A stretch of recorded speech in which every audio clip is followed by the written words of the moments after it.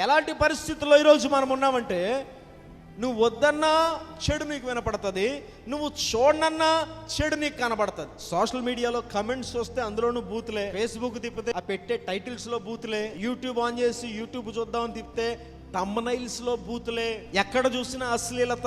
నువ్వు వద్దన్నా నీ కంటికి చెడు కనపడుతుంది, నువ్వు వినను అన్నా సరే నువ్వు చెవులలో బూతులు చొచ్చుకుని వెళ్ళిపోతాయి. ఆపగలమా మనం? ఆపే అంటే ఆపుతారా? ఈ సెల్ ఫోన్లో ఏమి రావాలని డిసైడ్ చేయగలవా? నేను యూట్యూబ్ ఆన్ చేస్తున్నాను, నాకు ఇవే కనపడాలి అనుకుంటే కనపడతాయా? నేను ఫేస్బుక్ నేను న్యూస్ ఛానల్ పెట్టాను, నాకు ఇవే కనపడాలి అంటే కనపడతాయా?